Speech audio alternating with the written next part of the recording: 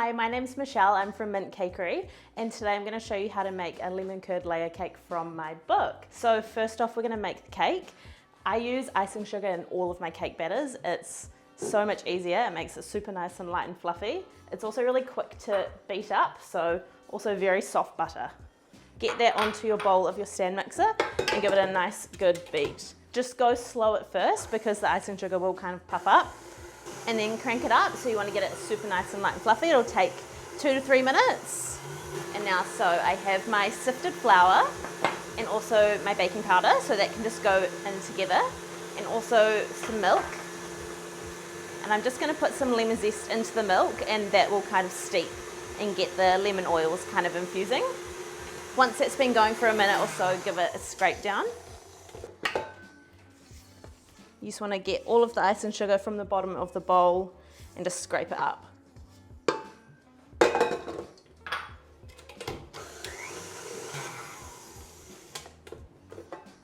I'm going to scrape down the bowl, and then I'm also going to add in the eggs. So I just chuck them all in at once. I don't do it one by one, that's a waste of time. Get them in and then straight onto the mixer again. I'm going to scrape that down again, and then I'm going to add all of the milk and all of the flour and baking powder all at once. So it's super quick, nice and easy.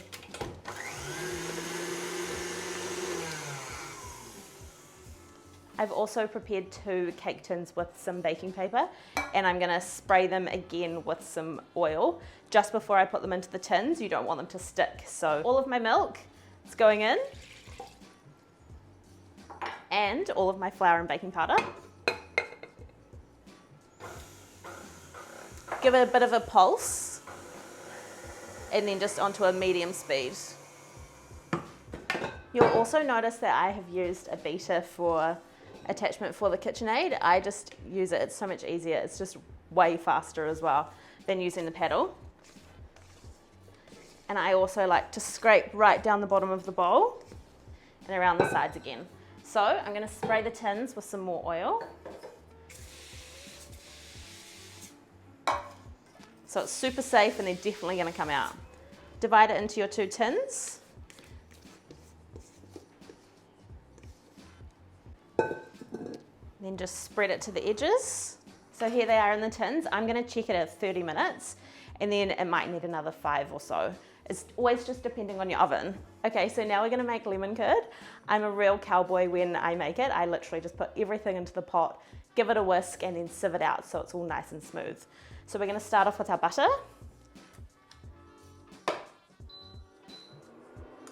Just going to get that on to melt just slightly, so that means that the sugar doesn't burn on the bottom of the pot. Crack the eggs in the meantime. Okay, so the butter is melted enough just so it covers the bottom of the pot. I'm going to turn it off quickly, and then I'm going to zest the lemons, and then I'm also going to juice them. So we always want to zest your lemons. Even if you're not using the zest, save it, because it's good for the cakes and for making like other bits of baking. Okay, so I'm putting all of the ingredients for the lemon curd onto the pot, and I'm just going to heat it up. Give it a whisk, and then it's going to go nice and thick. And then we're going to have a little stainless steel bowl handy and a sieve, and we're going to strain it into the bowl. You want to use the whisk in the pot to make sure you don't get any lumpy bits throughout the curd, so you want to keep it moving. It's getting nice and thick now. You may see some little egg whites kind of cooking in the curd, but that doesn't matter because we're going to strain them out, and then you will be left with a nice silky curd at the end. This is literally the most cowboy way to make curd. Usually people go like really slowly to make sure you don't cook those eggs, but I don't care. I just strain it out.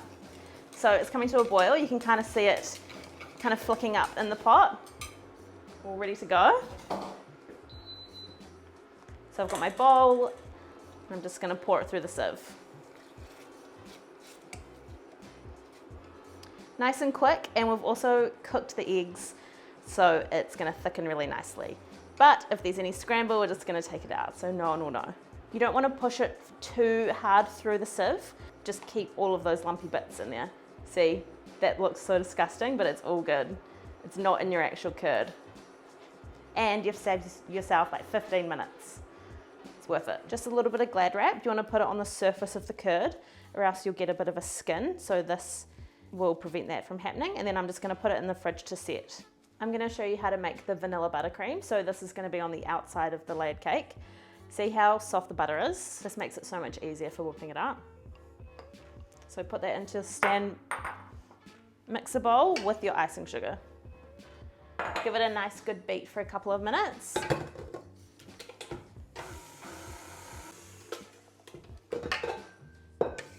Scrape down the sides. You don't want any lumps of icing sugar, so get it nice and smooth.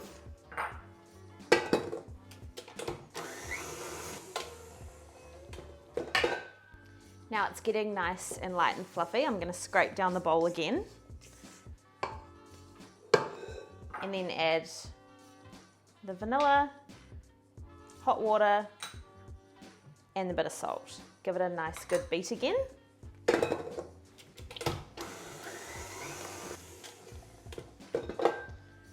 And that's it all done. So just before we go to use it, we're gonna put it on the mixer again to get rid of any of the air bubbles, because as it sits, it's gonna form those bubbles, and if you put it on the cake like that, you'll kind of pull it and it'll just be a mess when you're trying to ice it. So now our cake is cooled, we're gonna put a syrup onto the cake, and then we're also gonna stack it with the cream cheese icing and then finish it off with the vanilla buttercream. So we have the lemon juice and icing sugar in this bowl here. Just gonna give it a stir and set it aside. This will just dissolve the icing sugar in the meantime while we start stacking the cake. So get your turntable handy. I just have a little stainless steel one with a bit of non-slip mat. This is a lifesaver. If you don't use this, like your time will just be so much harder. I also have a 9-inch cake board, a little palette knife, and then a cake scraper. Get a tiny bit of your vanilla buttercream and just put it on the bottom of your cake board. This is gonna stop it from sliding. First layer on, make sure it's in the center. And then we're just gonna pour over half of the syrup. I have my cream cheese icing here, so now I'm just gonna put that into the center of the cake too. And then we're also gonna top it with a little bit of lemon curd. Grab your palette knife and just push it right to the edge. It's super tempting to use a lot of lemon curd, but just use a couple of tablespoons in the center. If you use too much, it's gonna drip down the sides and it's gonna make your cake slide. So we can put lots on the top, so don't worry about that. Your second layer of cake on top, and then we're gonna put the rest of the syrup on as well. The syrup just kind of adds like a nice zingy, fresh lemon flavor. So we've got the baked zest into the cake, we've got the syrup, which has the juice, and then also that curd that we've made.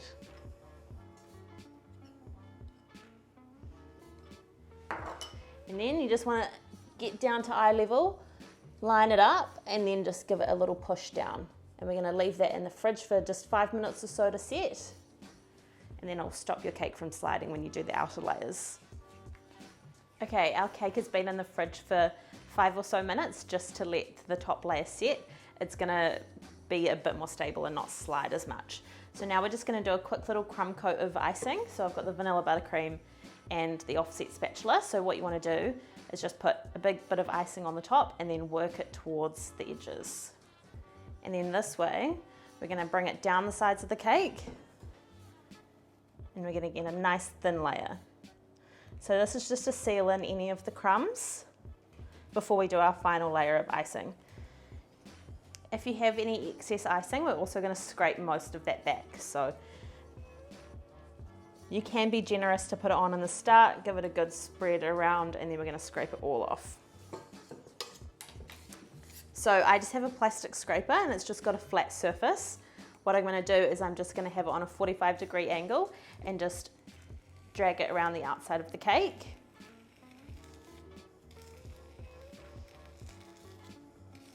This reminds me of like painting and plastering. So you just want to fill in all of the gaps.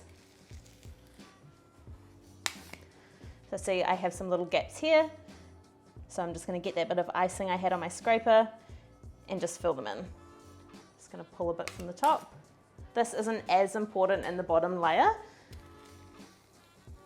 so we aren't going to fix everything, just a couple of holes. And then what I do, so I'm right-handed, I get my left hand and I bring it right over the top of the cake and I meet it on the side here with the scraper. And then I drag the scraper around and then I meet them again. So then that way I've gone right around the whole cake and I haven't kind of stopped and started with the scraper. So then it's kind of nice and smooth. Now I'm just going to clean up the top. Just get your spatula, take it from the outside and just pull it in. So remember, this is just the crumb coat, so you can be quite rough. You don't have to really worry about what it looks like so far. Just kind of go down to eye level though. Just make sure it is all looking okay. And the cake is nice and straight. So I'm also going to get my scraper again and just clean up the cake board because you get a little bit of icing. Scrape that off and then it's going to go into the fridge for another 5 minutes, just so the icing can set, and then we're going to do the top layer. Okay, so we're on to our final layer of icing. I've just whipped up the buttercream again just to break up any of the air bubbles. So I'm just going to put all of the remainder on top. And we're going to start spreading it out again. So just in the center, pushing the icing towards the outside, and that will make the icing go down the sides of the cake. And then I'm just going to spread it all out.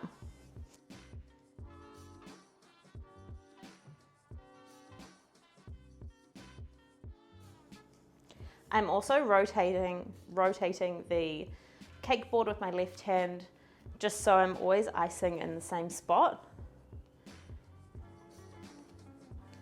Makes it easier for kind of your neck and shoulders too, or else you get a bit of a dead arm. So now the icing's all spread out, I'm just going to get my cake scraper again and I'm going to go around the cake. So at this point I am taking a little bit of icing off the cake.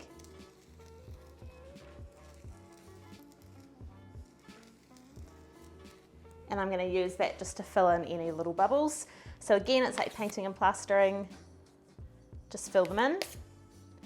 And this will make a really nice flat surface on the outside of your cake, so you won't have any kind of ridges.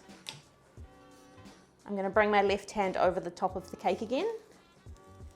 Use the scraper and pull my hands together.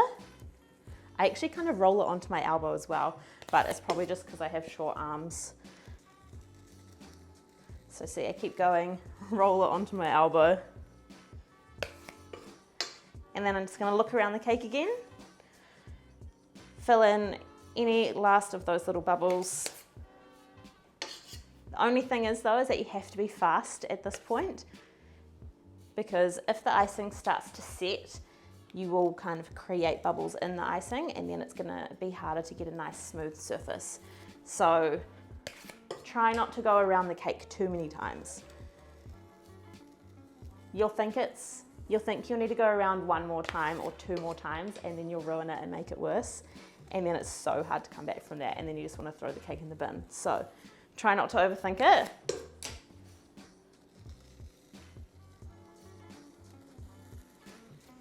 Because if you have any little imperfections, you can also kind of just go back and fill it up with little petals or bits of meringue, so you're all good to go really.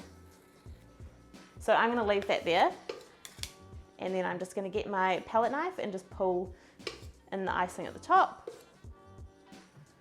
I'm also not going to be too fussy at this point either, because once the cake is set and cold again, I'm going to scrape the top with a knife just to get a bit more of a sharp edge.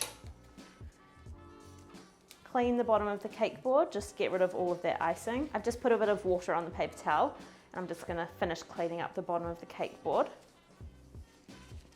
Use the wet part of the paper towel first, and I'm just going to go and dry it off with the other side. And I love putting condiments like meringues or freeze-dried raspberries and things on the bottom of the cake, because then if you've got any imperfections, it's so easy to hide.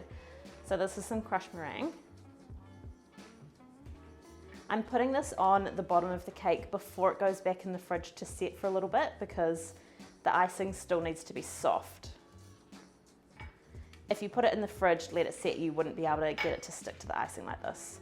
So don't forget this part first. Kind of just push it into the sides of the cake.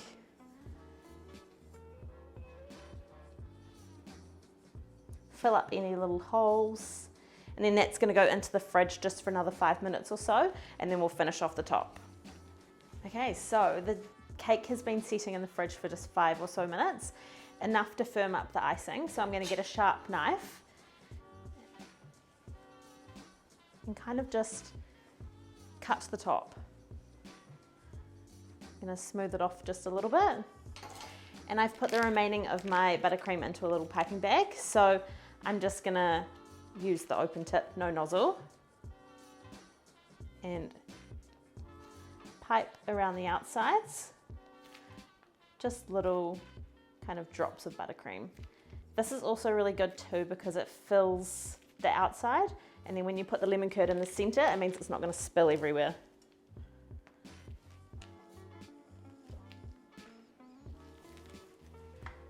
And then we've got our lemon curd that's been sitting in the fridge, so it's all nice and thick. Right into the center, put heaps on. It's not going to go anywhere, so. And a little bit of a drizzle around the outside.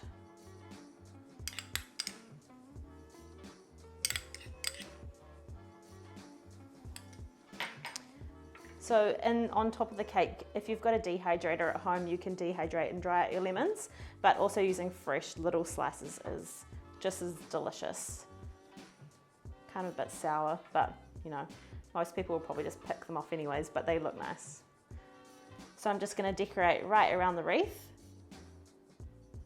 So go in with the slices first, and then our little meringues. I like to fill the entire wreath with decorations, so I kind of go in, put a few things on, and then just keep going back and filling it up. More is more. And then so I'm going to do a bit of crushed meringue too.